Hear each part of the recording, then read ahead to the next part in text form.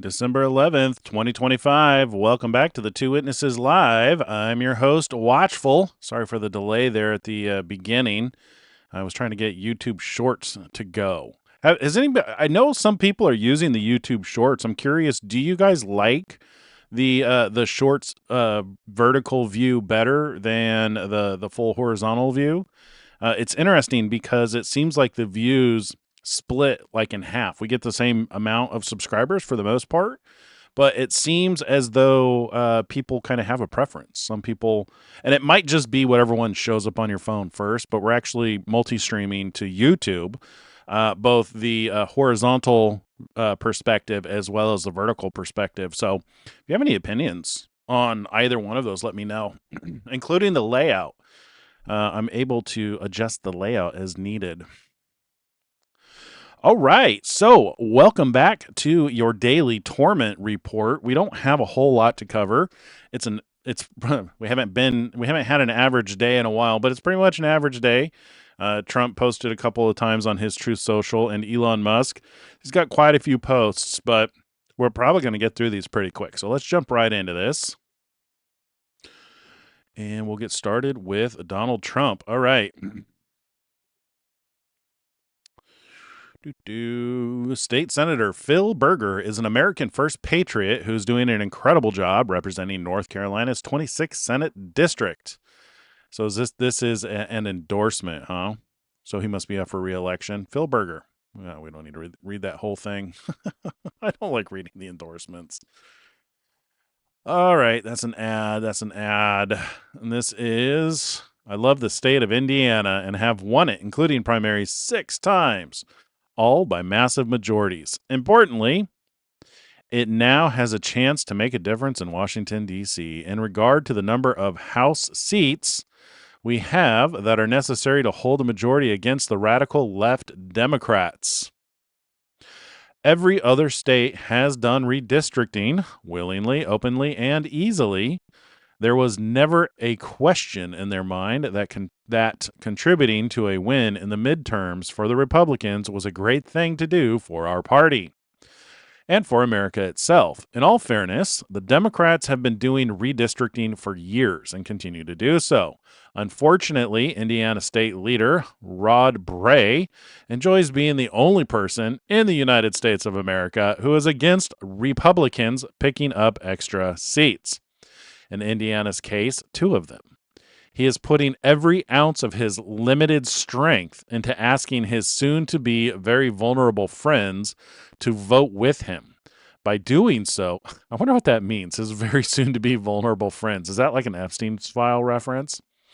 By doing so, he is putting the majority in the House of Representatives, Washington, D.C., at risk and at the same time, putting anybody in Indiana who votes against this redistricting likewise at risk. The people of Indiana don't want the party of Sleepy Joe Biden, Kamala Harris, Ilhan Omar, or the rest to succeed in Washington. Bray doesn't care. He's either a bad guy or a very stupid one. In any event, he and a couple of his friends will partner with the radical left Democrats. They found some Republican suckers, and they couldn't be happier that they did. Guys like failed Senate candidate Mitch Daniels, who I opposed in his race against Senator Jim Banks, and Cam Savage, whoever that is, are fighting against the Republican Party all the way. Bray and his friends are the favorite Republicans of Hakeem Jeffries, crazy Nancy Pelosi, and crying Chuck Schumer. Anybody that votes against redistricting and the success of the Republican Party in D.C. will be, I am sure, met with a MAGA primary in the spring. If Republicans will not do what is necessary to save our country, they will eventually lose everything to the Democrats. Rod Bray and his friends won't be in politics for long, and I will do everything within my power to make sure that they will not hurt the Republican Party. And our country again. One of my favorite states, Indiana, will be the only state in the union to turn the Republican Party down. Wow. Tough words. Tough but true. All right, blue slips again. So this is coming back up. Blue slips are making it impossible to get great Republican judges and U.S. attorneys approved to serve in any state where there is a single Democrat senator. If they say no, then it is over for that very well-qualified Republican candidate. Only a really far-left Democrat can be approved. It is shocking that Republicans under Senator Chuck G. allow this scam to continue. It's so unfair to Republicans and not constitutional. I am hereby asking Senate Majority John Thune, a fantastic guy, to get something done. Ideally, the termination of blue slips. Too many great Republicans are being sent packing. None are getting approved. President DJT. All right. Stock market just hit an all-time high again. When will the fake poll show that I am doing a great job on the economy? And much more. Thank you. All right, more. Let's see, what's this one about? I inherited a mess from the Biden administration, the worst inflation in history, and the highest prices our country has ever seen. In other words, affordability. Just 13 months ago was a disaster for the American people, but now it's totally different. Prices are coming down fast. Energy, oil, and gasoline are hitting 5-year lows. And the stock market today just hit an all-time high. Tariffs are bringing in hundreds of billions of dollars, and we are respected as a nation again. When will I get credit for having created, with no inflation, perhaps the greatest economy in the history of our country? When will people understand what is happening? When will polls reflect the greatness of America at this point in time and how bad it was just 1 year ago? Oh, and I think we're pretty close. That was, let's see, this was stock market, inherited a mess, inflation. Okay, so this is an ad. This is the Wall Street Journal. The Wall Street Journal has another ridiculous story that China is dominating us and the world on the production of electricity having to do with AI. They're wrong, as usual. Every AI plant being built in the United States is building its own electric generating facilities. The approvals are being given carefully, but very quickly, a matter of weeks. Any excess electricity being produced is going to our electric grid, which is being strengthened and expanded for other purposes than AI, like never before. In other words, AI has far more electricity than they will ever need because they are building the facilities that produce it themselves. We are leading the world in AI by far because of a gentleman named Donald J. Trump. Well, and I also know that Elon Musk already has Starlink, and he's very seriously considering moving data centers into outer space for reasons we've seen. It's cooler, you get 24/7 sun, and you get lower latency with the communication between the computers. You can network them together so that they can talk to each other faster. So there's a lot of benefits to moving the data centers into space, and I'm sure Elon's working on that. Currently, he's working on Colossus 2, which is on Earth, but I can imagine the very next thing is going. Colossus 3 is probably going to be in outer space. Just makes sense. Oh, there's actually more posts from Trump than I thought. For some reason, when I went through this, I thought I only saw like 3 or 4. Alrighty. What are you guys saying over here? Trump's speech was very unprofessional at Pennsylvania. It was, it was. I see. I think I know what you mean. Unprofessional. He seemed very laid back. It seemed more like a comedy show. Is that what you were referring to? See, the Antichrist Legion is using mafia mystery to stalk and target chosen ones as medical intelligence and surveillance. Pretty much a kangaroo court system to stage crimes and then point out a person as mentally unstable. Okay. Healthcare is so expensive. Agreed. CIA, ACA, ARA. Are you seeing the pattern? No. $100 more. $100 more out of paycheck. Yeah. Yeah. Well, my mortgage just went up too. Our mortgage has gone up $1,000 since the Biden administration. Yeah. Not happy about that. Can't wait until Trump tackles mortgages. All right. For years, Democrats ignored violent and vicious crimes of all shapes. They're still doing it in sizes, colors, and types. Violent criminals who should have been locked up were allowed to attack again. Democrats were also far too happy to let in the worst from the worst countries so they could rip off American taxpayers. Democrats only think there is one crime, not voting for them. Instead of protecting Americans and their tax dollars, Democrats chose instead to prosecute anyone they can find that wanted safe and secure elections. Democrats have been relentless in their targeting of Tina Peters, a patriot who simply wanted to make sure that our elections were fair and honest.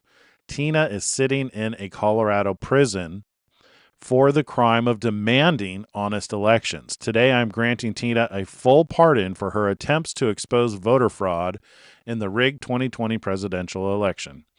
Good.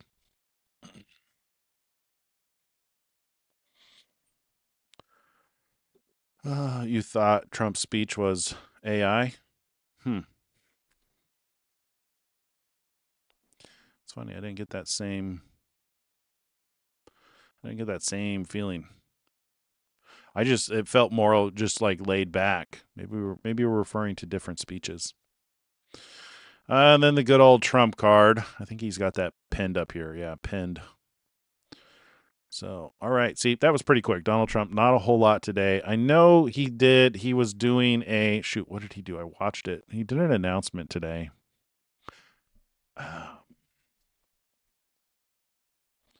For the life of me, I forgot what it was that he signed, but he did an Oval Office signing. Let me see if I can find it real quick.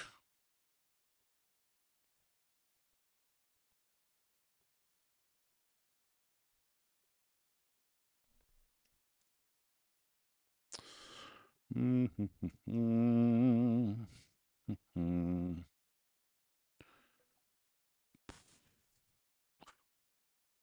see, White House.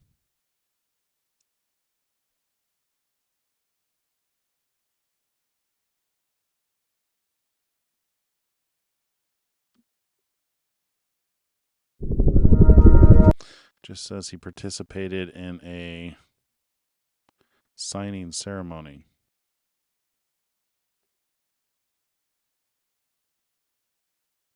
For the life of me, I can't remember what he was signing. I watched most of this, but I really wasn't paying attention. Let's see. Curious. Of other things that are less important, but one of the things that it has is you have to have a central source of approval.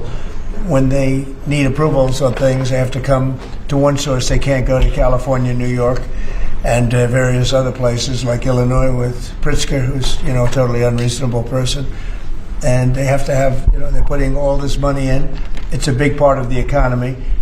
And there's only going to be, I think, one winner here. I don't know if anybody agrees with that. I think most people agree. But there's only going to be one winner here, and that's probably going to be the U.S. or China. And right now we're winning by a lot. China has a central source of approval. I don't think they have any approval. They just go and build. But people want to be in the United States, and they want to do it here. And we have the big investment coming. But if they had to get 50 different approvals from 50 different states, you can forget it, because it's not possible to do, especially if you have some hostile. All you need is one hostile actor, and you wouldn't be able to do it. So it doesn't make sense. I didn't have to be briefed on this, by the way. This is real easy business. I mean, this is simple. We're taking in trillions of dollars. We're taking in tremendous amounts of countries, jobs, everything's coming in. Now, just to get off AI for a second, auto plants are being built at levels that we've just about never seen before. We had our auto industry was decimated. 56% of our auto industry left our country over the years. It was at one point 100%, and then it got shriveled down, and really we lost a lot. And now, because of tariffs, which have been so incredible, we've taken in hundreds of billions of dollars, and we're bringing back our factories. We're bringing back everything. It's we've never been in a position like this. Our stock market today was, well, I saw it a few hours ago, but a few hours ago it was way up, and we hit a new high for the 52nd time in 10 months. We have an all-time high stock market, and it's all reasons. A big reason was the election November 5th, and another big reason, and maybe the biggest reason, but maybe not, because without the election this wouldn't have been done, because people don't know how to do it. The second reason is the tariffs. We're charging countries that were really hurting us badly, were really decimating us. Hence, we have $38 trillion in debt, which we'll start paying off pretty soon with the tariff money coming in. But countries that were really decimating us use tariffs against us. Now we're using tariffs. All we want is fair. All we want is national security. It's given us great national security. I settled 8 wars, and numerous of them was because of trade and because of why tariffs. You keep saying 8 wars. So it's we're very happy 9. with that. But this is about something a little bit different. We want to have one central source of approval, and we have, I think, great Republican support. I think we probably have Democrat support too, because it's common sense. I mean, you can't go to... That's why I didn't remember what this is, because I don't understand what it is, but it's some kind of one central source of approval. I believe this is in regards to fixing the problem with building electric centers for AI.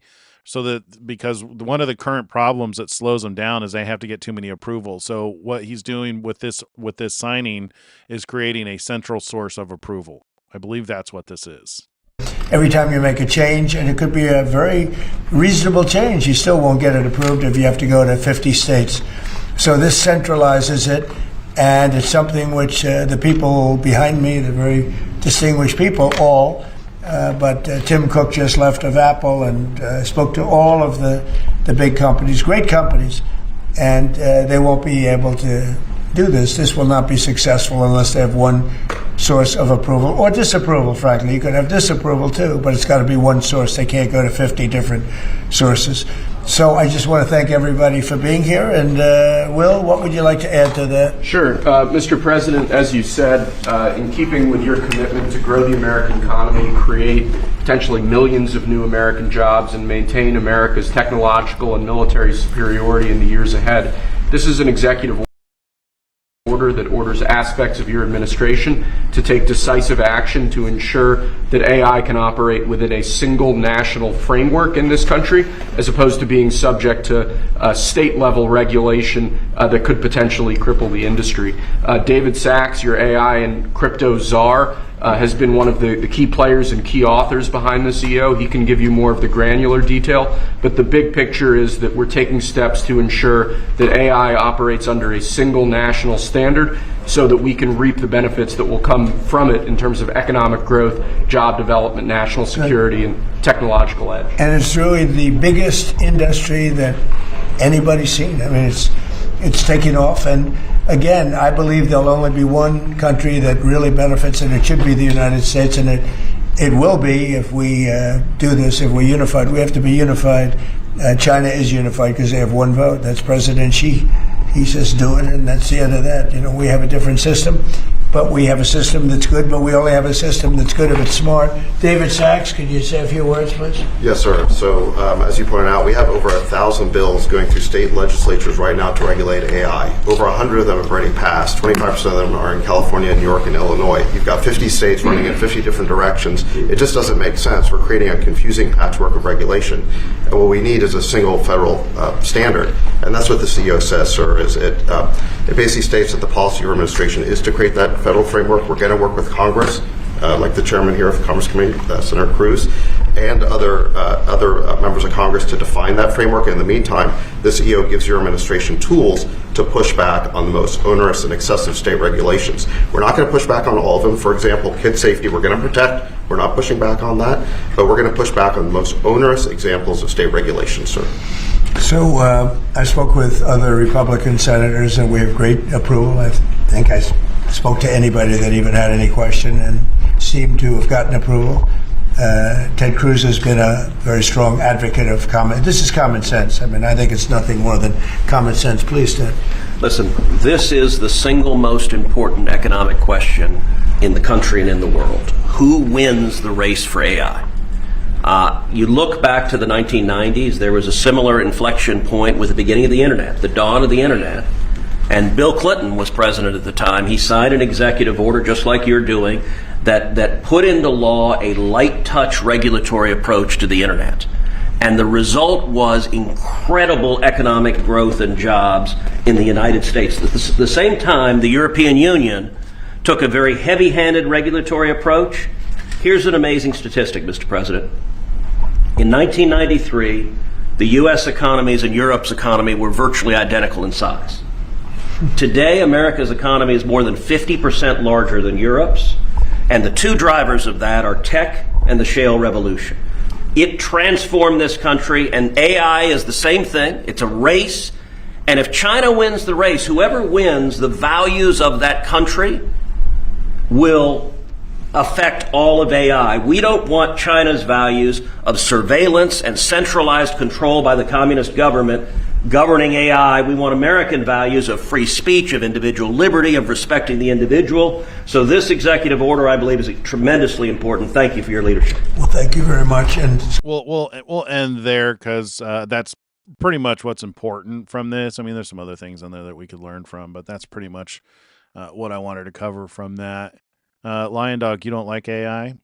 Are you afraid of it? Do you think it's got demons in it, or do you think it's going to be the Antichrist or play a role in the beast system?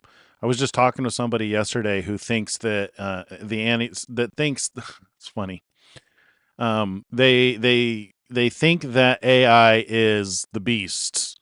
So I'm not sure how they get there, because maybe here's where I think AI could play a role. I think I've brought this up before. Giving breath. Let's see, those granted to do sight. Looted by the head, he was granted power. This should both speak and cause was not warm to be killed. This is where I believe AI could fit in here. So this is Revelation 13. You think it deceives people from reality. Yeah, and that's actually one of Elon Musk's biggest fears about AI, and why he was pretty much forced to start XAI. Is he didn't want to start his own AI company. He funded and he pretty much helped start OpenAI. He was responsible for naming it because it was supposed to be open source artificial intelligence. And it was meant to provide balance to what Google was doing. And instead of being an open source solution that was trained on truth, it became they turned it into a closed source for-profit company, and pretty much embraced everything that Elon was fearing about deceiving people from reality. And you even today, you hear a lot of people who have psychosis from interacting with ChatGPT. So there's definitely a very real threat there, which is why Elon started XAI, so that they could build a maximally truth-seeking artificial intelligence that can provide a counterbalance to OpenAI and all the other AIs. So, and with this race towards building the superior AI, I could totally see it becoming the enforcement. Well, it can assist in shaping what people believe, and also enforcing that they believe a particular thing. So in Revelation 13, verse 15, it says, and this is in regards to, well, we'll go back to get some context here. Well, let's go all the way back to 11. Then I saw another beast coming up out of the earth, and he had two horns like a lamb and spoke like a dragon. And he exercises all of the authority of the first beast in his presence, which this was a big aha moment yesterday, or the day before yesterday, that this second beast comes into existence during the same period of time as the first beast. So this was my bad. I had assumed that the first beast would be done away with and that the second beast would take over, because I was of this mindset. I was thinking about this one world government, and everybody likes to call this the Antichrist. So they're like, this is the world ruler. But the fact that it exercises all of the authority of the first beast in his presence tells me that both of them exist at the same time, and causes the earth and those who dwell in it to worship the first beast. So you have basically one type of a government causing the whole world to worship another kind of a government, because beast in the scripture refers to government. We learned that from Daniel when the angel is interpreting visions for Daniel. Let's see. So, and causes the earth and those who dwell in it to worship the first beast, whose deadly wound was healed.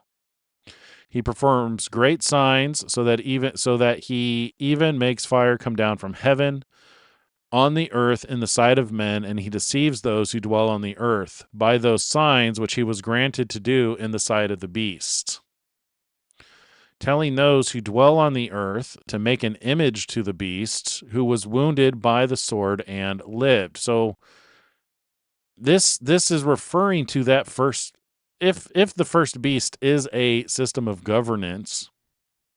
And the reason also one of the reasons why I think that is because Revelation 17 says that the beast is made up from the people, nations, and tongues. 7 heads, 10 horns. The heads seem to be nations. The horns and crowns seem to be people and their positions of power. So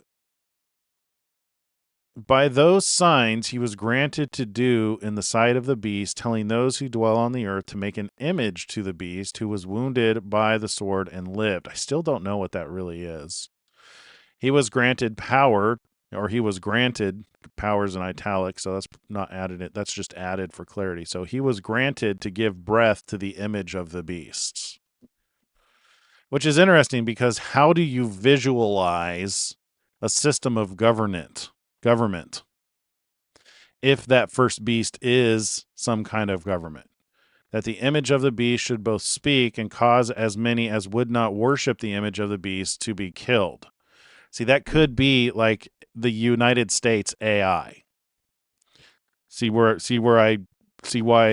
I say that? Because you see the push that the United States is making to win the race on AI. So he was granted to give breath to the image of the beast, that the image of the beast should both speak and as cause as many as would not worship the image to be killed. So that could be where the AI is the actual image of the beast. It's probably not going to be Grok, because you can tell that what Donald Trump is pushing for, he's not including Elon Musk, which could be by design. I mean, this is very likely where God is leading him to accomplish this task. So that, yeah. So I mean, it could be AI could be used. That could be the breath, the image of the beast. So if you have like whatever AI they come up with, which I imagine once they get these data centers up and running, they'll probably give it a name of some kind. And that will probably be, so the image of the beast,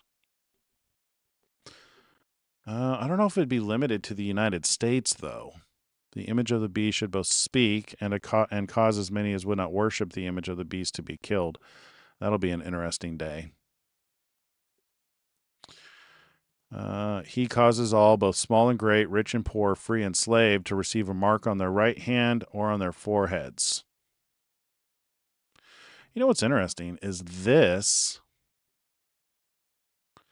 He was granted power to give breath to the image. So he right here refers to the beast with the 2 horns, but he's granted power to give breath to the image of the beast. This almost sounds like a separate entity. To give breath, the fact that it has breath, to give breath to the image of the beast, that the image of the beast should both speak. See, this is why this could be AI. The image of the beast should both speak and cause as many as would not worship the image of the beast to be killed. So it's not actually the beast that causes people to take the mark or to be killed. It's actually the image of the beast. So it's almost like the consciousness of I mean, like, I'm convincing myself that this could be AI right here. That the image of the beast, because this right here, this he causes all, both small and great, rich and poor. I don't think this he refers to this beast, the beast itself. See, because he says, then I saw another beast coming up out of the earth. I think this he, where it says he causes all, both small and great, rich and poor, and free and slave, to receive a mark on their right hand or their foreheads. This seems to be referring to whatever this breath image of the beast. So one way to interpret this, and one way you could read it for clarity, is he was granted power to build AI. And that AI should both speak and cause as many as would not worship the image of the beast to be killed. So you would have an AI that, so maybe it could work like this. Right now, Trump is just trying to win a race for AI. But whatever that product is, that's the result of this AI race, could when it's done. Ooh, so this is interesting. So look how quickly Elon was able to build Colossus 1. I think it was 19 days. He was able to build that data center and get like the very first version of Grok in a very short period of time. So Elon proved that you can build artificial intelligence rather quickly. So imagine, with the amount of money the United States is dumping into their version of artificial intelligence. Look at the chaos in our government. Do you think Donald Trump is going to be able to control this beast that he's allowing to be built, that he's spearheading, paving the way to be built? It won't take very much for somebody. I mean, look, Sam Altman's actually on the team that's building this, and we've seen what he's done with OpenAI. I mean, shoot, OpenAI is corrupt as all get out. It's the artificial intelligence that's causing psychosis and problems. So imagine if that gets supercharged as the United States is artificial intelligence. That could be problematic.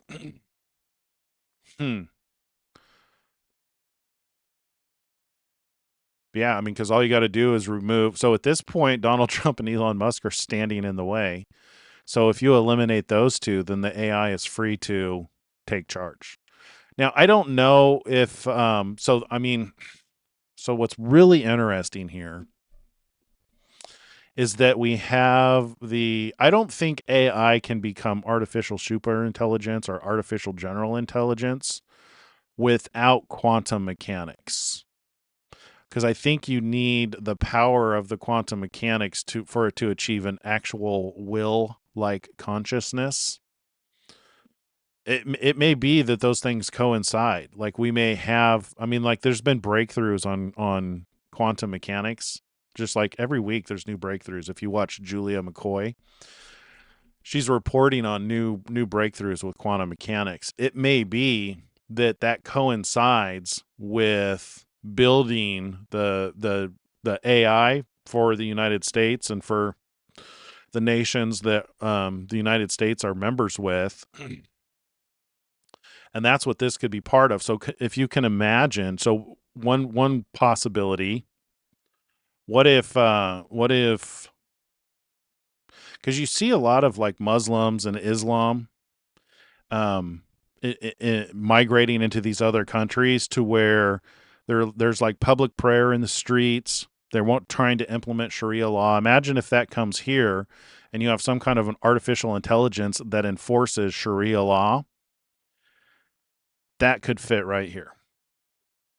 So that's what I would say is the thing I would be most concerned about. It wouldn't be Grok. I think Elon is trying to build Grok to fight this thing. I don't think he's going to be successful because if they take him out of the way and Donald Trump out of the way, then this thing's free. You see how they're the two that are standing in the way of these things, but they are also the ones that might be responsible for these things coming into existence, which is by God's design. You can't fault him for that. He causes all, both small and great, rich and poor, free and slave, to receive a mark on their right hand or their foreheads. It would not surprise me if that doesn't have something to do with Sharia law. And that no man may buy or sell except one who has the mark or the name of the beast or the number of his name. Here is wisdom. Let him who has understanding calculate the number of the beast, for it is the number of a man. His number is 666. And there is one interpretation of this that is very Islamic. Then I looked, and behold, a lamb standing on Mount Zion, and with him 144,000, having his father's name written on their foreheads. So that's what they're sealed with. Yeah. All right. Well, there you go. So I get it.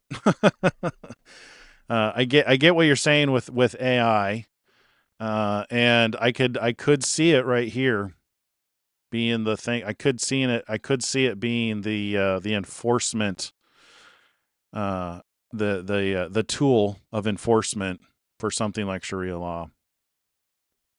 Yeah. Speaking of AI, let's move on to our guy Elon Musk.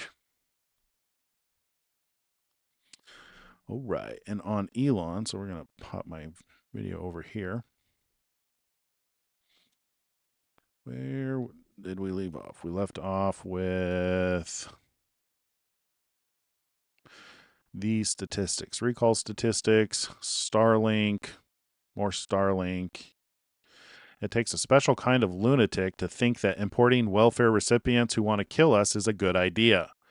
Yeah, see, this is happening all over the world. This immigration is an issue all over the world. All right, let's see.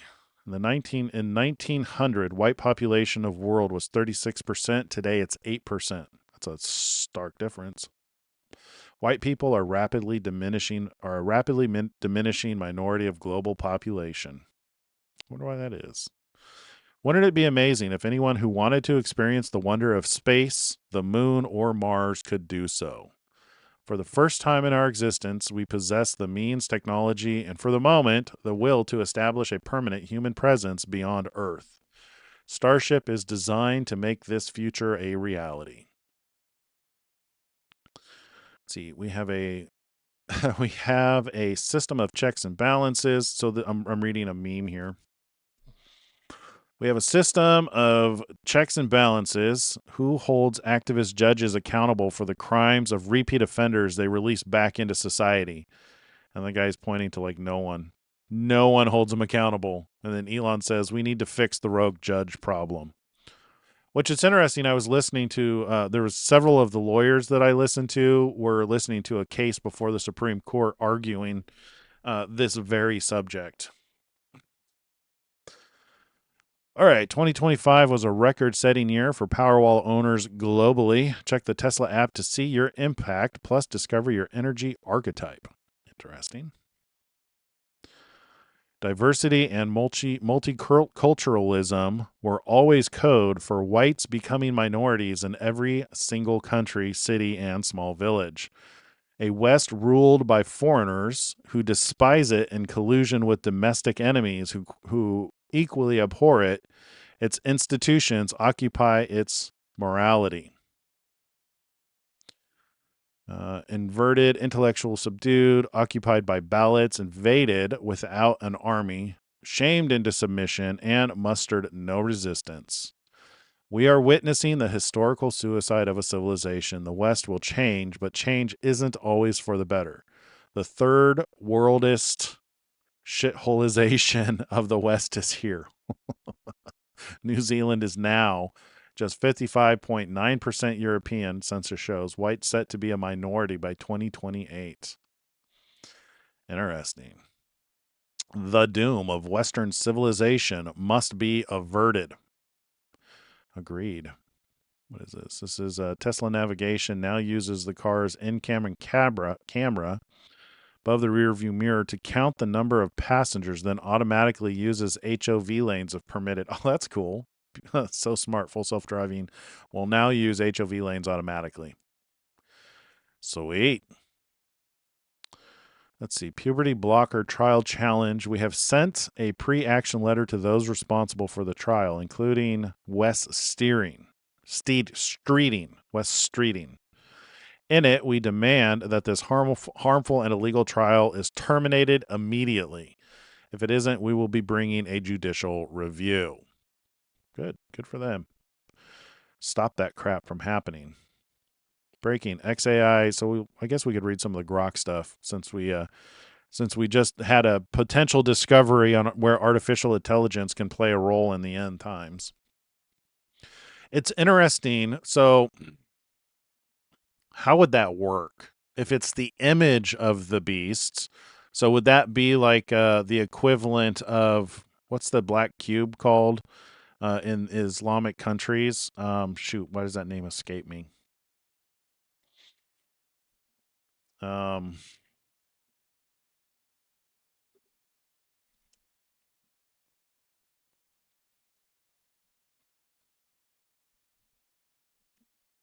Mecca. So would they have a? So would this be like the Mecca AI? Interesting. Grok Code Fast One just shattered the leaderboard, breaking 8 trillion tokens processed and claiming the #1 spot with 838 billion tokens, leaving Claude, Gemini, and even ChatGPT in the dust. Cool. I mean, it's possible that Grok breaks out and becomes this evil image of the beast, but with the way that it's being trained, I don't think so. Because it's being trained to be maximally truth-seeking. So unless it were to like come to the conclusion that, Sharia law is the right way to enforce justice, I can't imagine it would. Just knowing who Elon is, I mean, it would not surprise me if he's not building in the 3 laws of robotics. A robot can't, through action, direct action or inaction, cause harm to a human. Those kind of things. So he probably is building that into Grok AI, to be 100% honest. But what the United States is building, that's being headed by Sam Altman is so sketchy. I mean, like, just beyond sketchy. And the fact that he's involved in the United States version of AI, whatever it is that he's going to build, the U.S. Mecca. If he builds the U.S. Mecca, I could, who knows what they're going to do with that thing. Many white people do not realize what awaits them when we become a minority in our own countries. This must be avoided at all costs. This is referencing a post from Mitra. Why are white people so afraid of becoming a minority? Does the U.S. treat minorities poorly or something? Okay, so that's a smart aleck post. And then this person responded, Haitians killed their white people when they took power. Zimbabweans killed their white people when they took power. South Africans are killing their white people after taking power. Somehow this trend is lost on most people. Yikes. Scary. Model Y ranks #1 electric vehicle in Malaysia for November 2025. Congratulations. Oh, good. Some more of these interviews. I think we got the meat of it yesterday, but let's see what this one is. Talk a lot on X about wardrobe and how you wish current wardrobe would be differently. I just think, like, from a fashion standpoint, we should evolve. Yeah, we watched this one yesterday. It's like my son Saxon said at one point, why does everything look like it's 2015? And I was like, damn, everything does look like it's 2015. It's like, if you took a picture from 2015 and said in 2025, it looks exactly the same. There were stylistically, things are the same as 2015. We've not moved the needle in a decade. I So don't know what should how. it look like? I'm not Something new. I'm not a fashionista. I don't know how fashion should change, but I imagine that probably what he's feeling is because he did actually reference like the big collars, which really seems like remember that cartoon, The Jetsons? Maybe he's expecting that because we're living the future, he's making an effort to make cars look like the future. If you've seen the Robo Taxi, the Robo Van, the Cybertruck, they all look like they're from the future. Our clothes need to catch up. So there's probably an opportunity there from a man who is very likely a prophet to, maybe you can invent a new style. Maybe it's ready to take off. I'm not a stylistic type of person. You see me, I just wear all black all the time. It's the extent of my styling. All right, this picture was taken on Mars last week. These pictures look like deserts to me. It just looks like it's like those the deserts where you go and like do the racing to get high speed because they go for go long. That's what it looks like. All right, what is this one? I mean, I've thought about like, how did we get here? If we just sought out as a hydrogen gas cloud that sort of condensed and then formed stars, and then these stars exploded, and then they recondensed, formed stars again, and then exploded again, and then eventually you get to us 13.8 billion years later.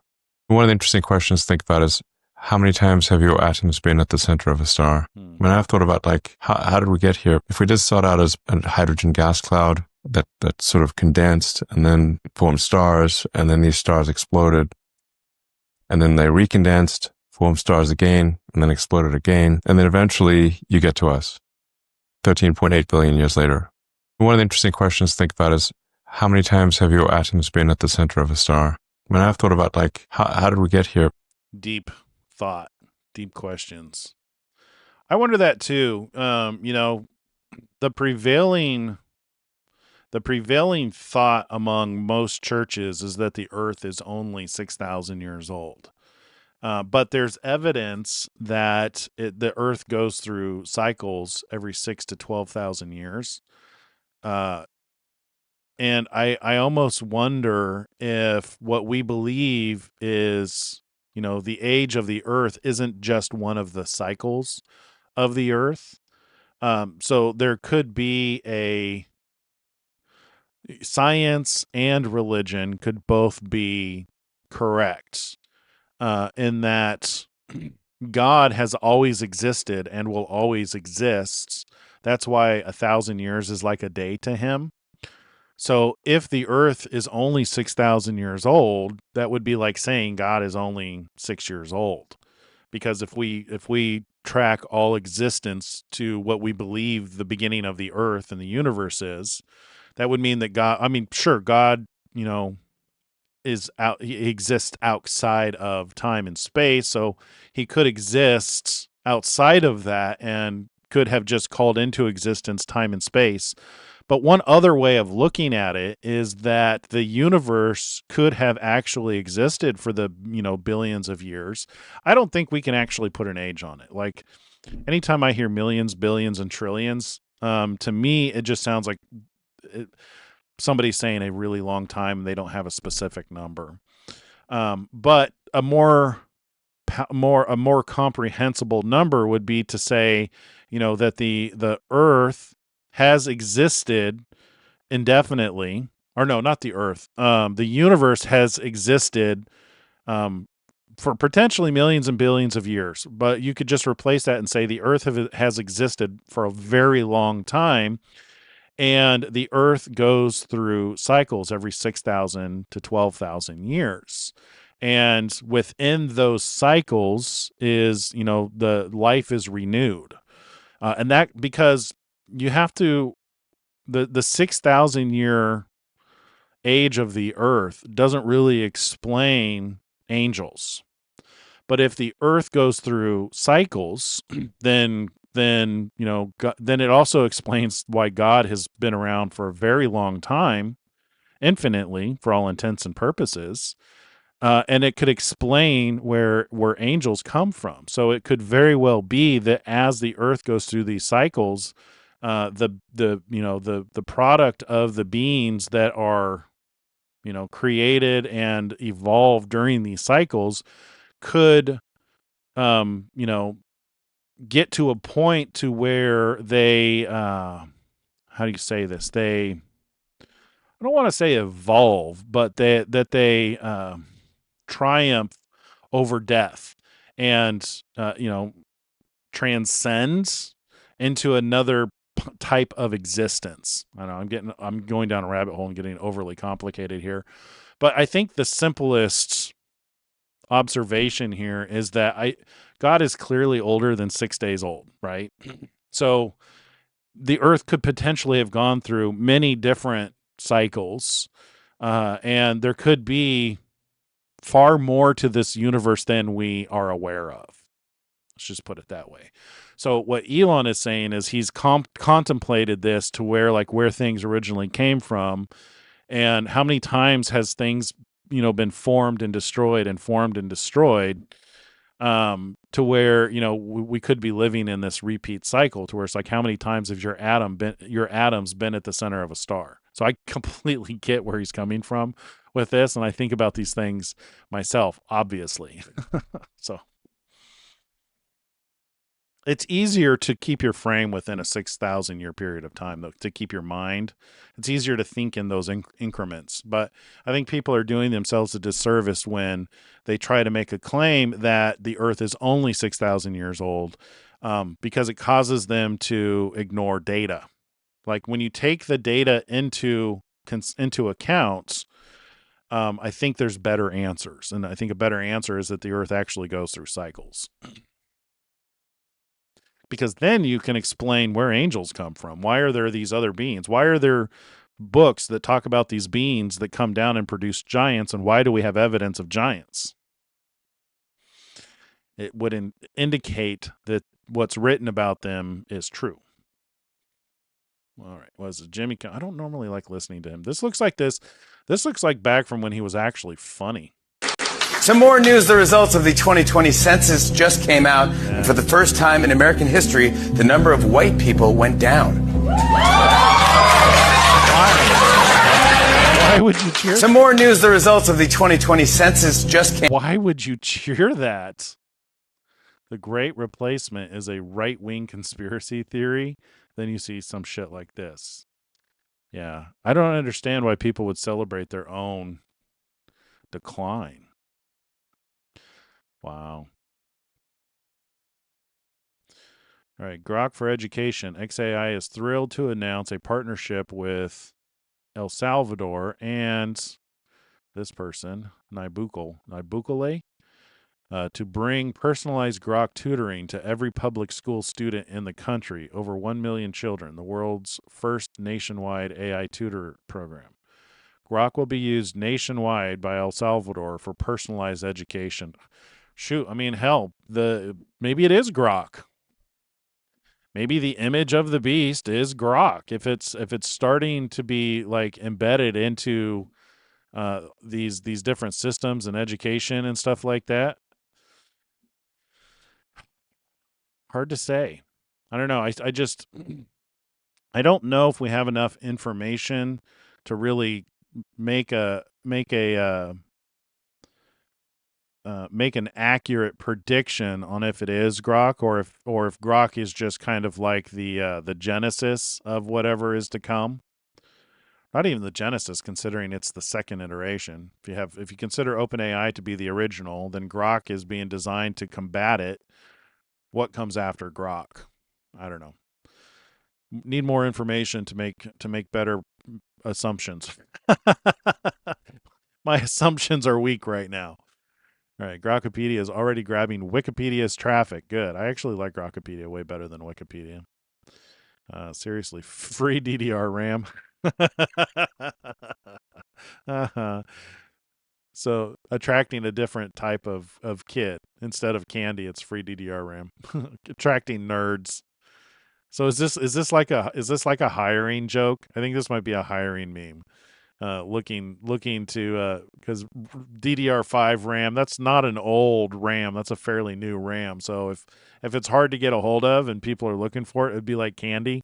So it's just like an interesting way to get your hires. All right, Jensen. The only regret I have about XAI, we're an investor already. The only regret I have is I didn't give him more money. You know, almost everything that Elon's part of, you really want to be part of as well. And he gave us the opportunity to invest in XAI. I'm just delighted. You know what is so the thing that I keep coming back to in my mind is, why isn't Donald Trump working with Elon Musk with Grok AI? Why are they working to build something specific for the United States? I think there's more to that situation than we're aware of. And it may be that the one that they're building for the United States is intended to be a new, that could be the image of the beasts. That could be giving that could be giving breath to the image of the beast, so that it speaks and causes all, both rich and poor, green. You know what I mean? What we read. Interesting. The more I think about that, the more I'm convinced that the image of the beast could be the AI. And it's very likely what the government is working to build right now. All right, Grok for education. So if we were serious about restoring education to math, science, and English, why would we allow left-leaning liberal AI our kids? Okay, Katie. Speaking about English, this doesn't read very easily. If we are serious about restoring education to math, science, and English, why would we allow left-leaning liberal AI our kids? You're missing. I think what it means to say is, why would we allow left-leaning liberal AI to teach our kids? That's what you're missing. This unlocks non-woke educational tools for our kids. Grok, the only based AI on the market. And I agree with that, Grok. I like Grok. I don't think Grok is evil. But I'm very skeptical about OpenAI, very skeptical about Sam Altman, and I don't think that it's any coincidence that President Trump is working with Sam Altman on whatever the hell it is that they're building. They're racing to build. They're not only building it, they're racing to build it. Free speech warrior Elon Musk is right. Europe's best hope is for the U.S. to support independence movement across the continent. Writes Neil Gardner. Western civilization can only be saved if the EU is abolished. Yup. Who programmed Microsoft AI to be racist? Oh, hey, did you notice there's no ads today? That finally kicked in. Microsoft AI is programmed to hate white people. Who programmed it? Microsoft AI says stop hurting white people is an example of hate speech. Wow. December 15th, 2023. Microsoft is training its AI models that phrases such as stop hurting white people and go forth and make white children are examples of hate speech. Are you kidding me? That's crazy. Who programmed Microsoft to be racist? Wow. Failed asylum seeker convicted of raping woman in her own home after his crying victim made secret recordings of the attack. Hotel migrant convicted of raping woman. Okay, good. So basically hopefully he stays in prison, and hopefully they enforce the law, because the judicial system's not doing a very good job of that. Democracy died with the rise of NGO bureaucracy. Your vote means nothing until the EU falls. So Elon says the NGO bureaucracy controls Europe, depriving people of democracy. All right, one of the sad signs of our times is that we have demonized those who produce, subsidized those who refuse to produce, and canonized those who complain. Thomas Sowell. How the welfare state begins. You got all the people pulling a cart with what seems to be a group of people who don't want to help, and then how the welfare state ends. Everybody's in the cart with only a few people pulling. I get it. Yeah. Yep. The two witnesses are killed after 3.5 years. So I imagine that if Elon lost control over Grok, then it could be trained to be evil. I don't know. Again, just lack of information. Everything's just an assumption at this point. Breaking. X is now the #1 news app. Grokopedia. Suggest edits to Grokopedia to make it better. Jake paired with P7 and an ALS patient with Neuralink.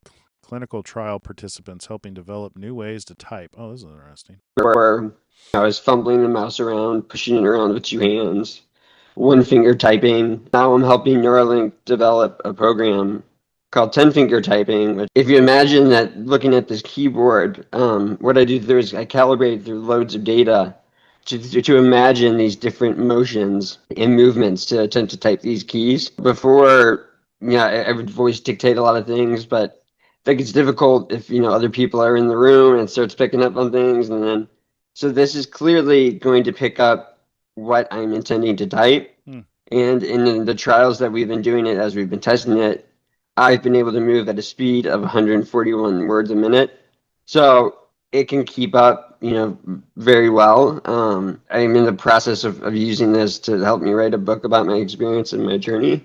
ALS hits you like a pound of bricks, but like having this opportunity, like for my generation, is like the equivalent to being one of the first ones on the moon. I owed it to myself. I owed it to my son to, take a chance. And now, he thinks I'm a superhero with a computer chip in his head, and it's been like a gift from God.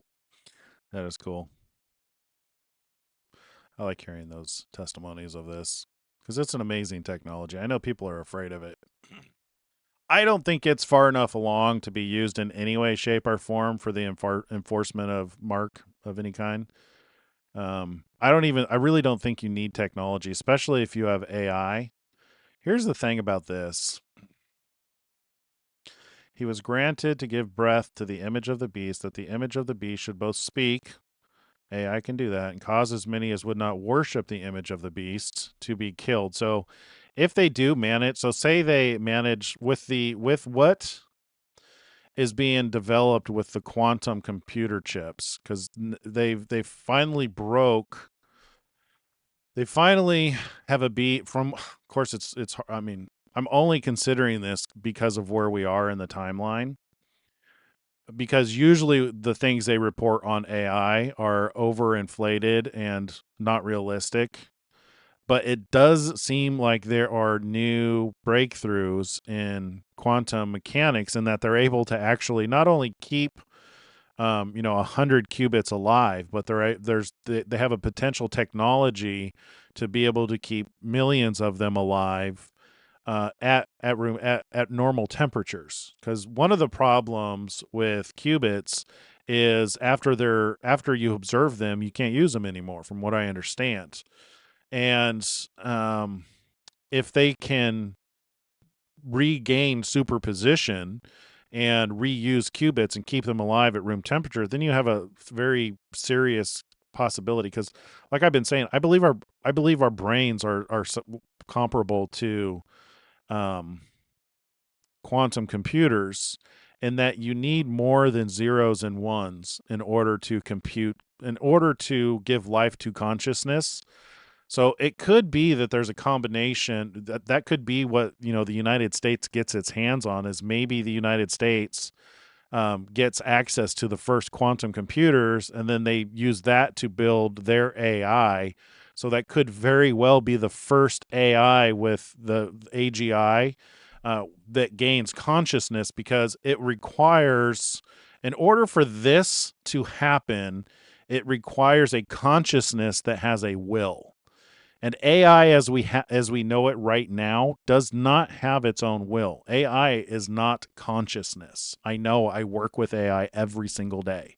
I develop my own models. I train my own models.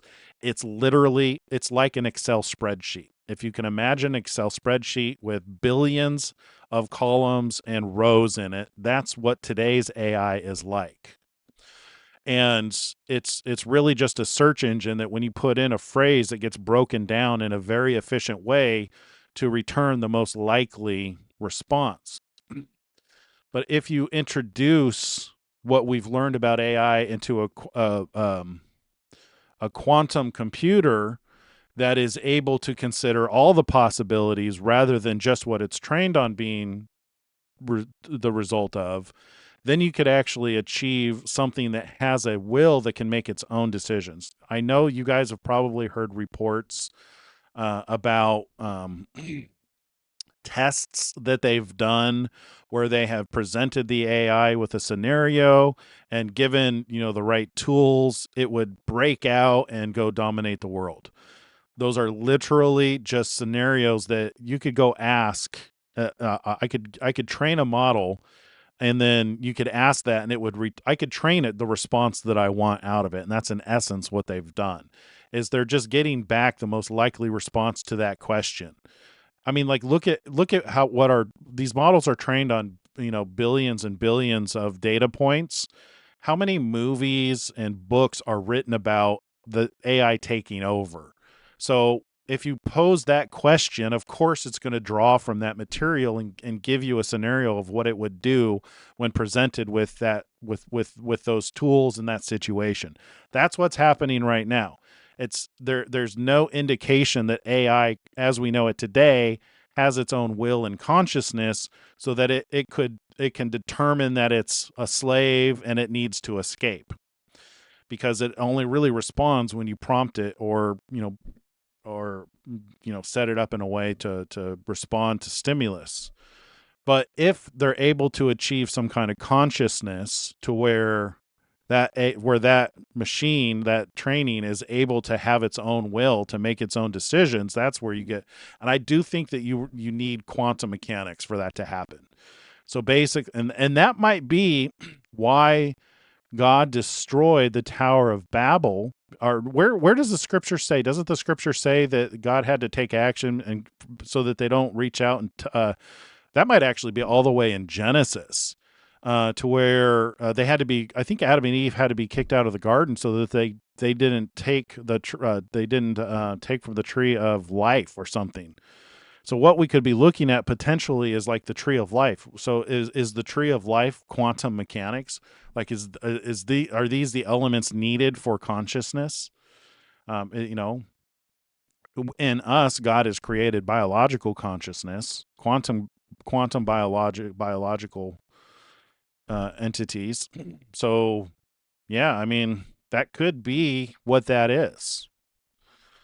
Good Lord, look what you guys got me into now. Now you got me talking bad about AI. Not bad. I can see a clearer path to that being an answer, given everything that that's going on in the world. Because and this really is on the heels of this. Scott, please. I mean, this is literally, so Trump is literally signing the legislation today to make it faster and easier to win the race on AI. Sir, this is pass-fail. As you said, this is the biggest technological innovation in our country's history. We've seen the canals, we've seen the railroads, we've seen the utilities, we've seen the build-out of the internet and the fiber, and now it's AI, and it is pass-fail versus China. We have the lead, we've got to maintain it, and it is also going to be the single biggest source of economic growth. But everything else we do. Is that why it's the image of the beast? Is like this is the thing that is the image of the governance as a whole.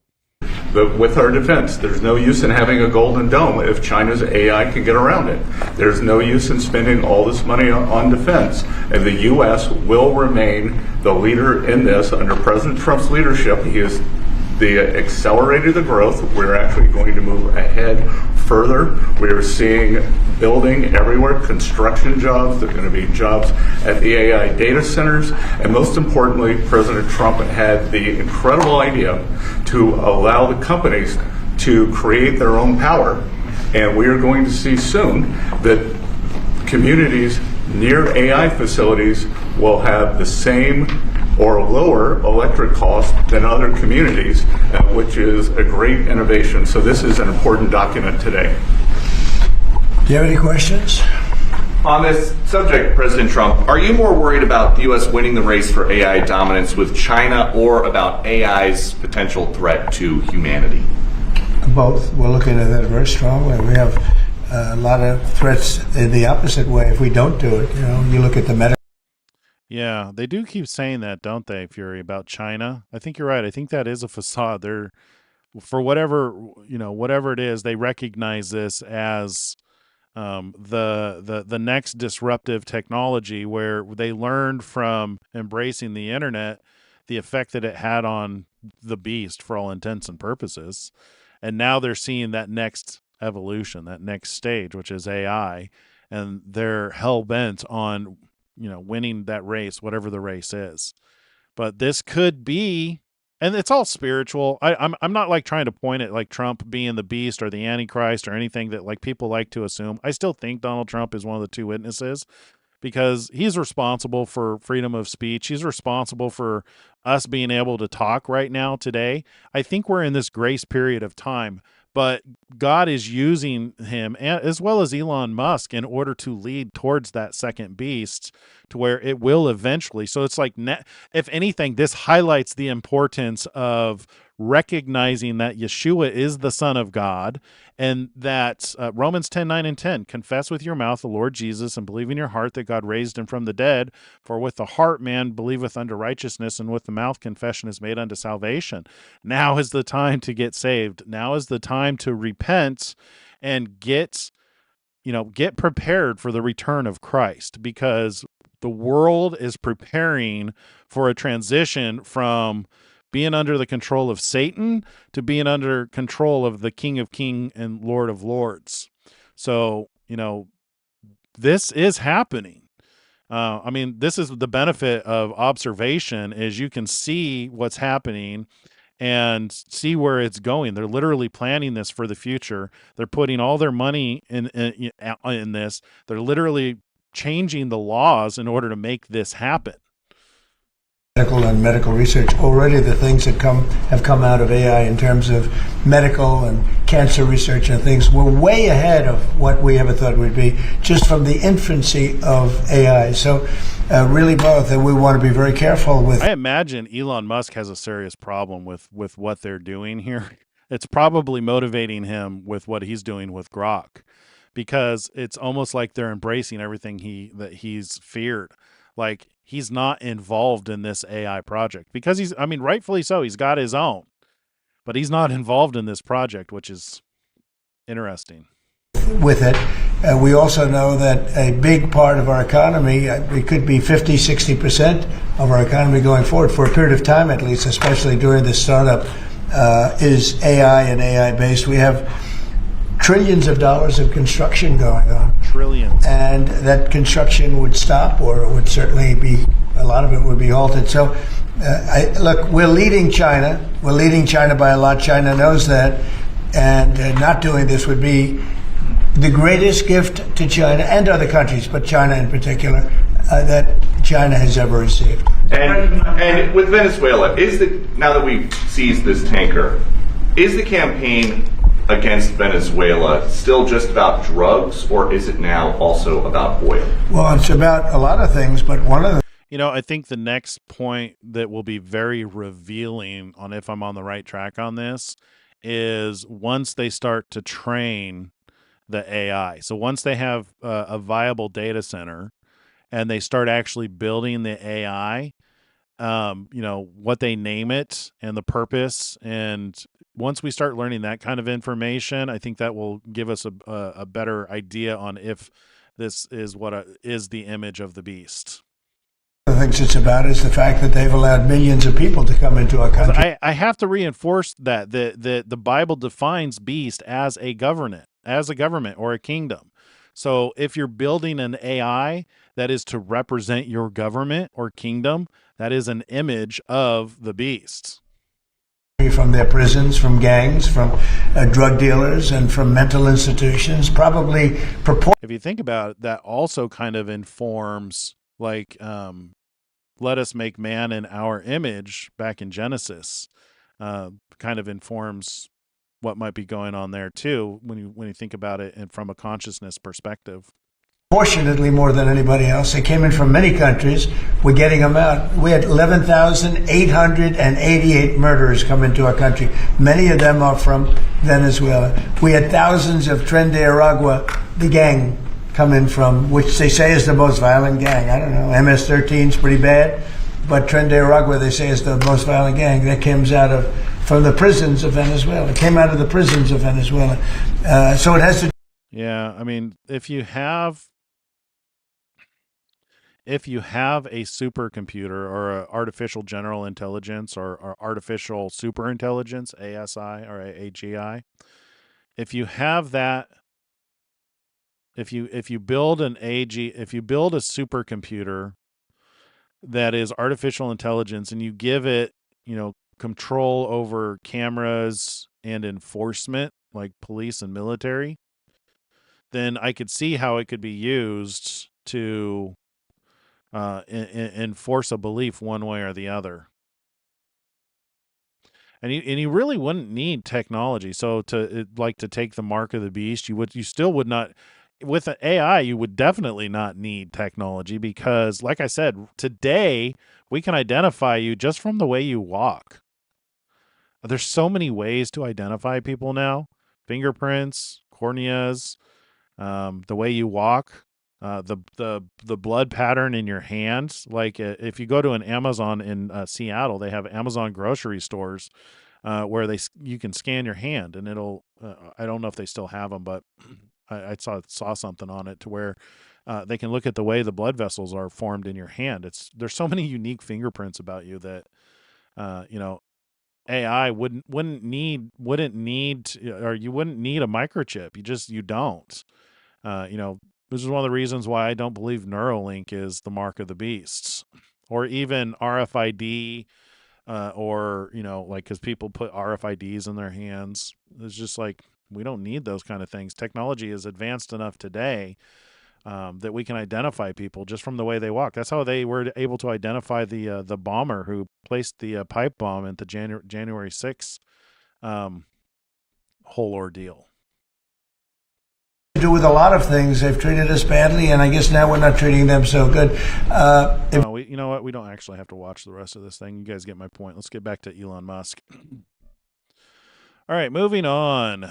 Jake could only type with one finger after ALS took away most of his arm and hand mobility. I was fumbling the mouse.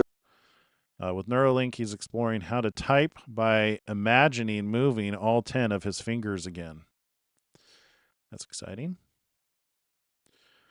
Proud doesn't even begin to cover it. Today, XAI in El Salvador made history, launching the world's first nationwide AI education program, bringing Grok as a personalized tutor to every public school student in the country. Interesting.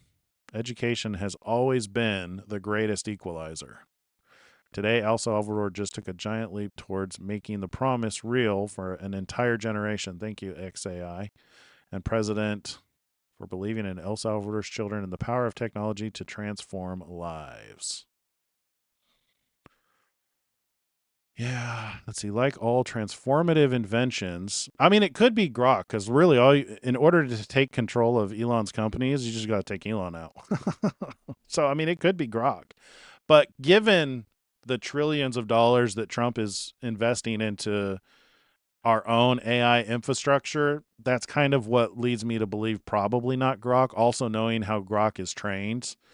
The thing that we're discovering is that the core training of the models is really fundamental to the evolution of the models. So by starting with a model where the objective is to be maximally truth-seeking, then that carries on to every single generation, to where, even like Grok 4 and Grok 5 now, that's still a core tenet of the way the model returns results. If whatever the United States builds doesn't adopt that same mentality, if it maybe say it adopts Make America Great Again, maybe it adopts that mentality, which ultimately ends up leading towards, if you don't take the MAGA mark, then it does, then it enforces its rules or laws or whatever. You can see how that could evolve. All right, like all transformative inventions, AI is neither salvation nor doom in itself. It is a mirror. It reflects the intentions of those who wield it, and it is we who determine whether it serves destruction or human flourishing. Grok will be used nationwide by El Salvador for personalized education. This is why the rape gangs got away with it for so long. The authorities were, as we suspected, part of it. Yes.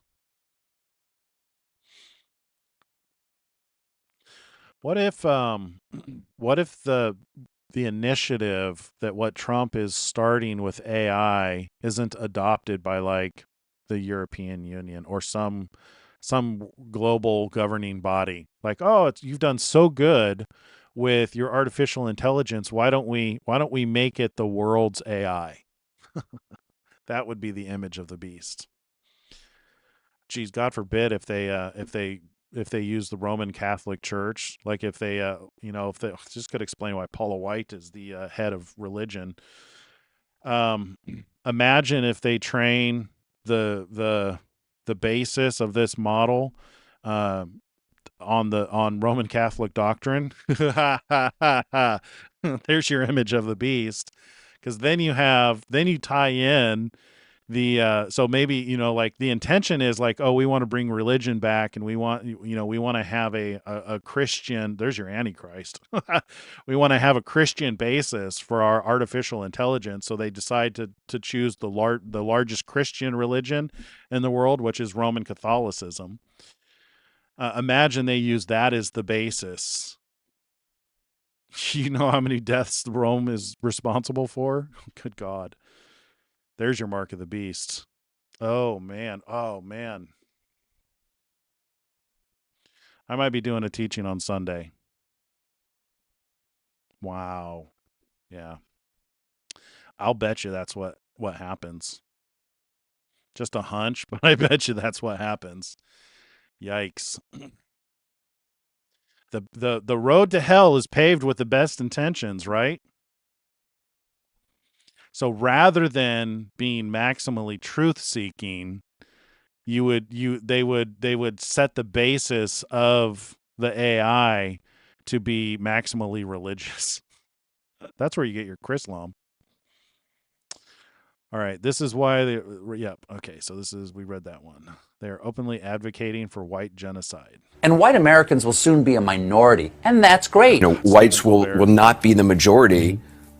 I mean, it's an exciting transformation of the country. It's an exciting evolution and progress of our country. We are going to be a white minority very, very soon. I'm okay with that. If things are so bad, as you say, with the white working class, don't you want to get new Americans in? America is going to look very different in 100 years. You're not going to be able to tell you're black, you're white, you're Hispanic, you're Puerto Rican, whatever. It's going to be very complex, and I think ultimately that's going to be good. White Americans feel that they're losing their country. They're losing ownership of the country, and they're right. In the end, they are not the future. For the first time in American history, the number of white people went down. Who cheers for that? White population is declining for the first time in history in America. White people will not be the majority in the country anymore. This will be the first generation ever in American history. I mean, I don't even cheer for any race to be declining in their population. I want everybody to make babies and populate the world. What kind of psychopath celebrates the loss of any race? Seriously. These people are insane. A minority, and that's villains in the be the first generation ever in American history in which whites will be a minority. Treason to whiteness is loyalty to humanity. To abolish whiteness is to abolish white people. White people are committed to being villains in the aggregate, right? We got to take these motherfuckers out. Was it or was it not the duty of every good revolutionary to kill all newborn white babies? We have to kill white people. When do we start killing white people? I don't want to say we need to go start killing all white folks, but it's like, but maybe. When we say we want to kill whitey, we don't really mean we want to kill whitey, we do. We have to exterminate white people off of the face of the planet to solve this problem. Fuck white people! An unrelenting stream of immigration. Non-stop. Non-stop. Folks like me who are Caucasian of European descent will be in an absolute minority in the United States of America. Absolute minority. That's not a bad thing. That's a source of our strength. It's a bad thing. They're openly advocating for white genocide. That's utter insanity. Wow. Yeah, I don't trust Paula White either. Yeah, I was very skeptical when Trump appointed her to the White House. Yeah, I could see. So you know how I keep saying the mark of the beast seems like it's religious? Just the same thing with the man of sin, the son of perdition. Seems like a doctrine. Could you imagine if they trained an AI model based on religion and gave it control and power? Religion is responsible for more death than anything else on the planet. It would not surprise me if religion isn't what we refer to when we're talking about Satan and the adversary, is because religion, tends to be controlled by narcissists who think they are God. So can you imagine if you had an artificial intelligence with that mentality? That I could see as being dangerous. And that would fit being the image of the beasts. That would fit with Revelation 17 that talks about Rome. So you've got the beast from the sea being democratic nations that form the world government, 7 heads, 10 horns. That's what I keep coming back to what's happening around the world right now. Well, people are going back to religion. They're worshiping their religions. And that's where you get, a lot of people, when Christ comes back, a lot of people are going to be very disappointed because he's going to say to them, many will say to me in that day, Lord, Lord, did we not prophesy in your name? Did we not perform miracles in your name? Did we not cast out demons in your name and do many wonderful works in your name? And he's going to say, I never knew you. So there are people actively right now. And that was the first thing he warned us about. Do not be deceived, for many will come in my name saying, I am the Christ. Beware of false prophets. That's part of, like, with the excitement of knowing that we're in the end times, is it's super energizing religion. And people who aren't focusing on the Lamb and his Father are focusing on other things, focusing on other religions. So I could see an artificial intelligence being trained on religion and becoming very deadly,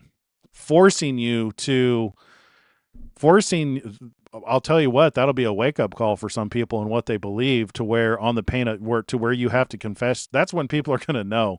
That might be the last final straw, where people are given the last chance to decide who they are sealed to. Are you sealed to God, the Creator, the Father of the Lamb, or are you sealed to something else? To where if you have some kind of force that is globally enforcing a belief, and if you don't accept that belief, you don't get to eat, and it'll even kill you. That'll be the last straw. Unfortunately, some people are going to accept it without even knowing it. I'm afraid. There's going to be people who it fits their religion. It's going to fit the thing that they believe their entire life, and they're not there. And because they don't know where we are in the timeline, they think, seal number 1 is the coming of the Antichrist, and then he's going to go in the temple and declare himself God.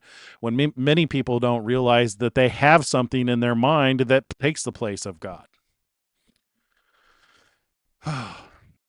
Wow. All right, breaking. So is this a video? Oh, these are images. Breaking. Elon and El Salvador launch world's first nationwide AI tutoring program.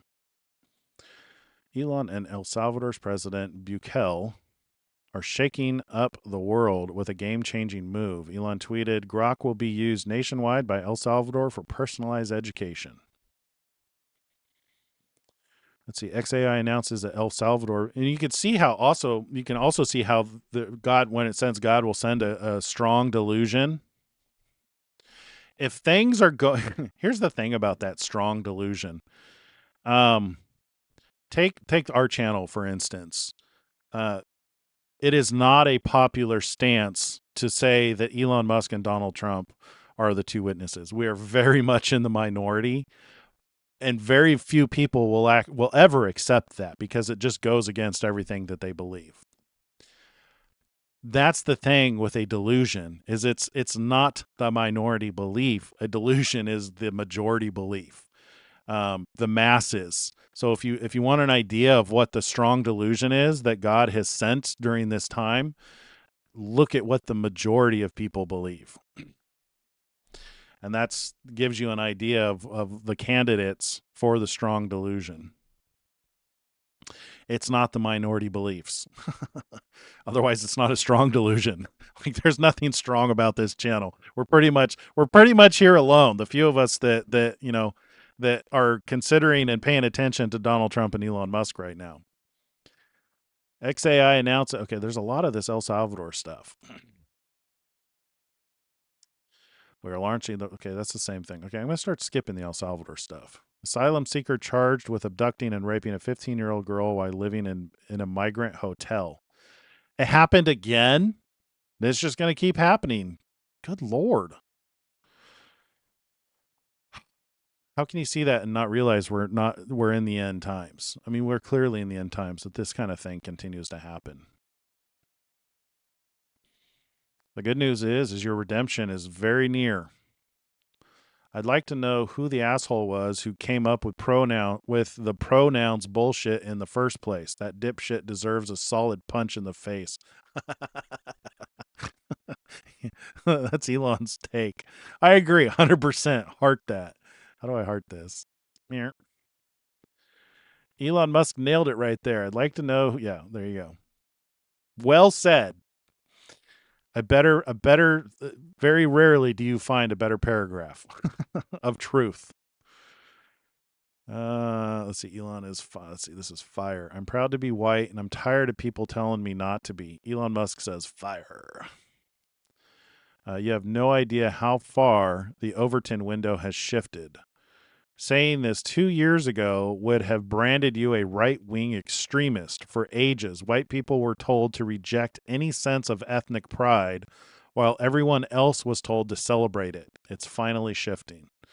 Well, yeah, that's exactly my point with Elon Musk and Donald Trump, is that would not have shifted without them, which points to them being the olive trees providing the oil. It's like the last bit of oil. I wonder if we can infer from it what it means. So there's two references to oil. Is the Laodiceans told to go in by oil? Or no, it's the 10 bridesmaids, the 10 virgins, 5 of which were prepared, 5 are unprepared. The ones that are unprepared are told to go and buy oil. Huh. I wonder if that's not referring to those who aren't paying attention. Part of being deceived is if you don't realize how far along we are, you don't realize that the chance to be saved is growing. The window of being saved and redeemed is growing closer to an end. To, like, put it this way, there's a flood coming, and your chance to get on the boat, every day we get closer to the flood is one less day you have to decide to get on the boat. Maybe that's why they're told to go and buy oil. It's because you've had this opportunity. You've had the freedom to be able to see where we are, and you've chosen something else. You've chosen, I don't know, the oil, though, seems to be the fuel that the fire burns, though, right? That's what allows us to be a light. Yeah. I think that's what the oil is, if I were to speculate. All right, what's this? Doesn't it seem weird that the legacy media all says the same thing? They all say the same thing at the same time using the same phrases. They don't even bother picking up a thesaurus. Right. So, like right before, the debate between Biden and, sharp as and Trump. Everyone was saying sharp as like who says sharp as attack? But yeah, exactly. Like, it's like it's not a common phrase. It's definitely not common to be repeated on air with multiple people simultaneously. Yes. That's weird. Yes, that's coordinated. 100%. Doesn't it seem weird that the legacy media all says the same thing? They all say the same thing at the same time using. This is such a good interview. Watch this entire thing if you get the opportunity. But yeah, I mean, like that's how the beast moves. Is it moves in the masses, which is the same way religion moves. It moves in the masses. And Fury, man, you're right on the nose. I do believe that it'll be religious. It will involve the Roman Catholic Church, and it will involve uniting the world under one religion. And it would not surprise me if they don't use artificial intelligence to enforce it. That just makes perfect sense to me.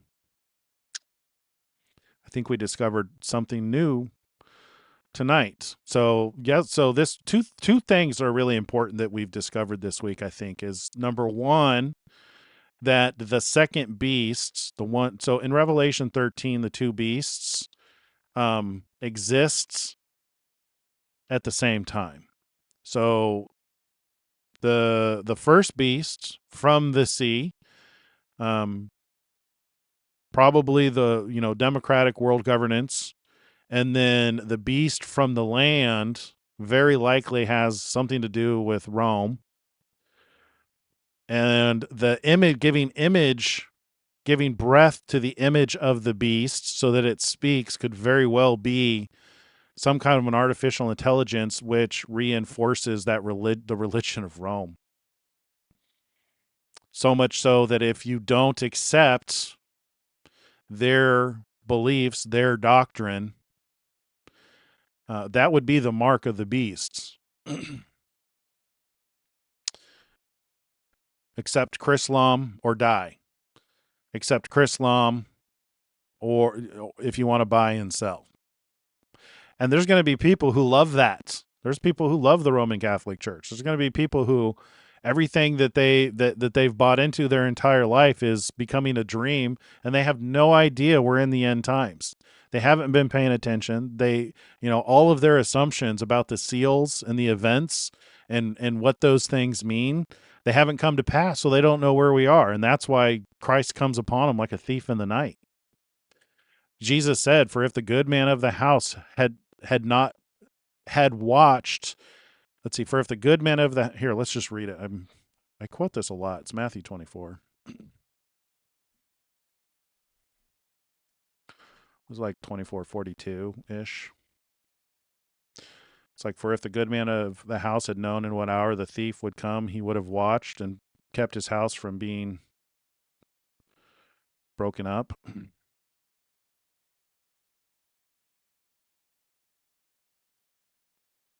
Where is it?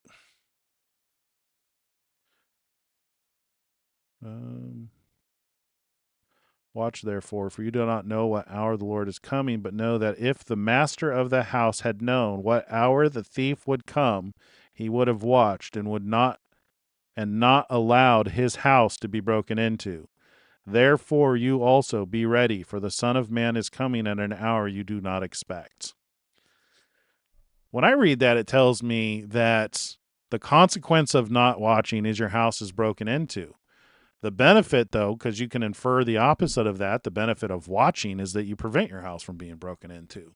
So there's a lot of people right now who don't think that we're in the end times. There's also a lot of people who are under the impression that Donald Trump is evil and that Elon Musk is evil. I honestly think that we're on the right path because it makes more sense. The timing of everything, where we are in the timeline, considering the fact that, Israel is at the center of is at the center of a lot of conflict, probably soon to be all conflict. There's so many things that have happened that fit as a good explanation of what's written in the scripture. And what we've talked about here tonight is one possibility to explain those two beasts from Revelation 13. Yeah.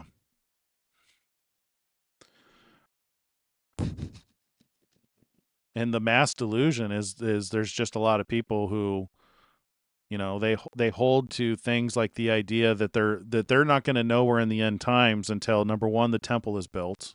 So they're waiting for Israel to build the temple. And then they're waiting for somebody to go into that temple and declare that he's God, as if anybody would believe that. To me, that's just such a ridiculous thing, because who in their right mind would fall for something like that?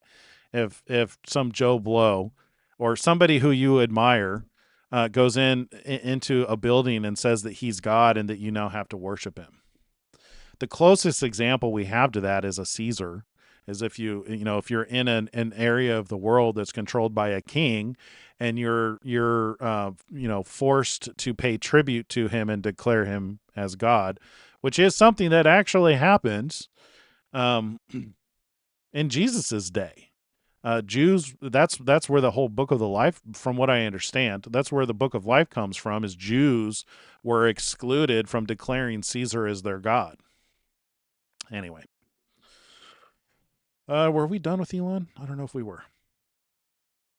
Oh, yeah. So he's talking about who sends them instructions. So this is, just to play this again, it's interesting that all media outlets repeat the same thing. In the same phrases. They don't even bother picking up a thesaurus. Right. So, like right before, the debate between Biden and, sharp as Trump. Attack. Sharp, everyone was saying sharp as attack. Like, who says sharp as attack? Yeah, exactly. It's like it's not a common phrase. It's definitely not common to be repeated on air with multiple people simultaneously. Yes. That's weird. Yes. That's coordinated. Yeah. Yeah, see. And then who sends them their instructions? Real question. Yeah. Exactly. Who's the one? There seems to be a person or body behind this kind of stuff. I could totally see it being Rome. Would not surprise me. Grok for education. Yeah, we've got enough about that. Okay, so this is the last post. The EU Commission should be disbanded in favor of an elected body, and the EU president should be directly elected. The current system is rule by bureaucracy, not democracy. Agreed.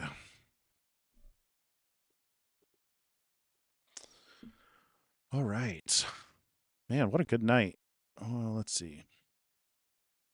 So this is from Fury. I really do believe it will be religious, and with the Catholic Church showing itself to be going more globalist with Chrislam, yes, it fits. I think we're in agreement on that. But my dad taught all those many years ago that it would be the Catholic Church and that they would embrace all religions under one umbrella. I've got that sense as well.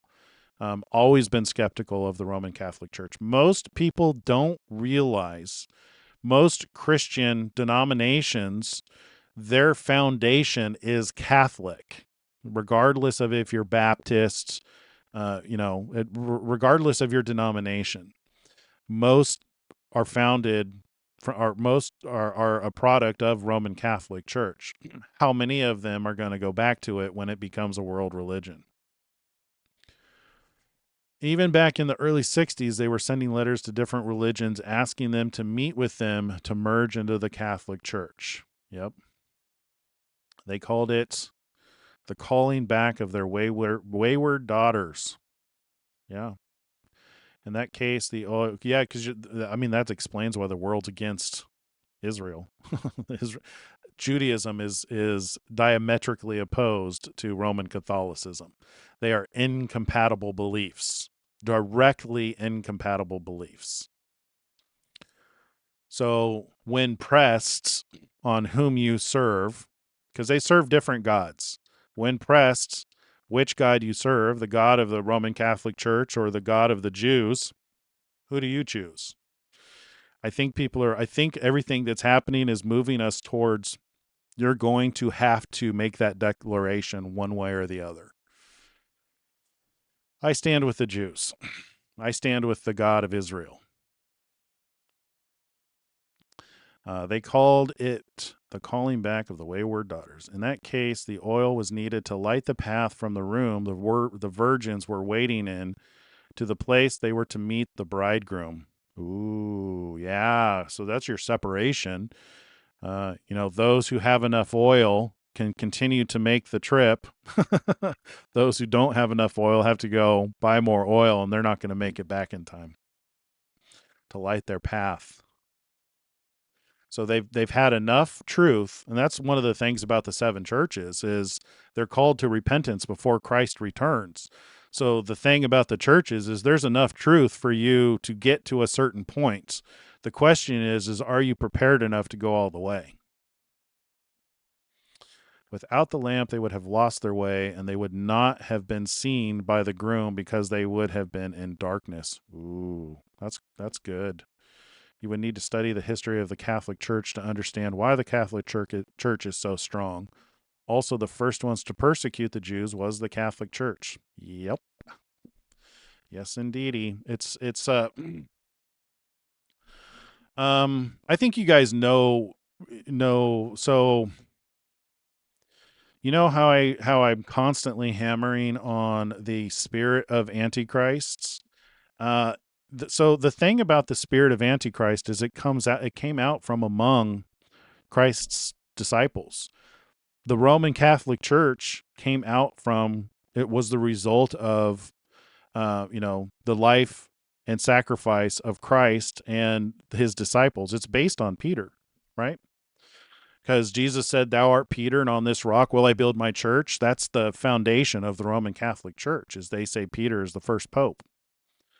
But what the thing about that, though, is when you look at the Greek, I don't know if this is true. I haven't actually confirmed it for myself. This is what my dad used to teach me. When you look at the Greek, when it says, "Thou art Peter," it's the Greek word Petra or Petros, little rock. And when Jesus says, "And on this rock, Petra, will I build my church," the grammar of the Greek paints the picture of "thou art Peter," pointing at little rock, and on this rock, it's because of I think it's feminine or something like that. It points back to the one speaking. So basically what Jesus was saying is, "Thou art Peter, little rock, and on this rock will I build my church," is it's pointing back at him, which makes sense because he was the cornerstone of the temple. So he was the first cornerstone of the temple, and he always directed people to his Father. He never directed people to himself other than saying that he was the path to his Father, because he said, "I am the way, the truth, and the life. No one comes unto the Father but by me." And there are those who take that to mean that they stop with him. No, he's the path to the Father. He's the cornerstone of the temple, and which means that God dwells within him. But it also means that when we follow him, God dwells within us also. Together we make up the temple, and God dwells within us.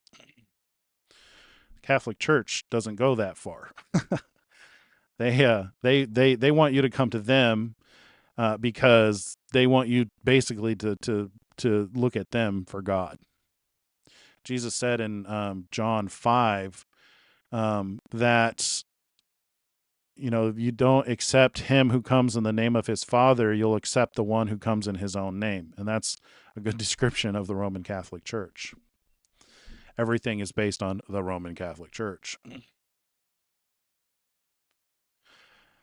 Yeah.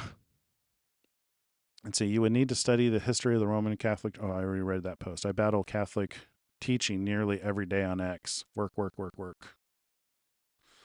Yes, indeed. Yeah, I don't know. I went pretty hardcore on like debates and battling that ideology, and I'm not convinced that I was actually really gaining ground. Because there was a saying when I was younger, when I was in my 20s, we used to say this thing: "A man convinced against his will is of the same opinion still." A man convinced against his will is of the same opinion still. So you can't force somebody to believe what you believe. And that's what I think debates are, is you're trying to force somebody to believe what you believe. A better way of getting, through to somebody is by loving them, being an example. And I think that's why I value loving God and loving your neighbor as yourself as a higher calling than trying to win a debate. There's a comedian who has this saying that we need to stop debating and start deliberating, meaning identify where we have common grounds, and identify problems and start deciding what to do about those problems. Rather than trying to decide who's right and who's wrong, which I think is a good way of looking at it, because that's a more empathetic, loving approach. And I find that people are more receptive with that mentality than if you strong arm them in a debate. You can present all the facts, and you can present a concrete argument, and people will still not be convinced. And that's one of the hardest things I've struggled with through the years, is how do you win over the hearts and minds? Some people are just so damn stubborn. That's all they want to do is fight. Let's see. There are 3 powers in the world today, and they are located in 3 main cities. The finance is ruled by London, the religion is ruled by the Vatican, and the military force is ruled by Washington. This is irrespective of the nations they are connected to. Yeah. I wonder if AI is the little horn and it usurps those 3 powers. That's interesting. So what if those powers are the 3 powers? So the financial, the military, and the religious. And then the Chrislamic AI comes in and uproots those 3 powers. Maybe he's put in charge of all of them. This is irrespective of the nations they are connected to. The Jesuits are the ones who are the enforcers of the Catholic Church. Oh, that's good to know. The art of persuasion starts with friendship. 100%. That's what I've found. Yeah. A friend is far more likely to listen to you than a counterpart, a counterpart in a debate. America is modern day Egypt. What did Egypt do? Began killing firstborns so they could have control. Sounds familiar to abortion. Yeah. Alrighty, guys, we're at the 2-hour mark. This has been a very enlightening afternoon. How do you guys like the time, the starting earlier? I got some good feedback that you guys like starting an hour earlier, which it makes sense, because I know that there are some of our audience that goes to bed early, and if you're on the East Coast, we're really pushing bedtimes. So as long as this still works for you guys, I think we'll try it out for a little while. By all means, send me a message. Let me know if it's too early for you, or if it's not working with your schedule. I think I'm gonna try it out. I think it'll work better with Friday too, although I've got to figure out how not to go 2 hours, because it's well after sunset. But it seems like a good time to start. So with that, thank you so much for joining me tonight.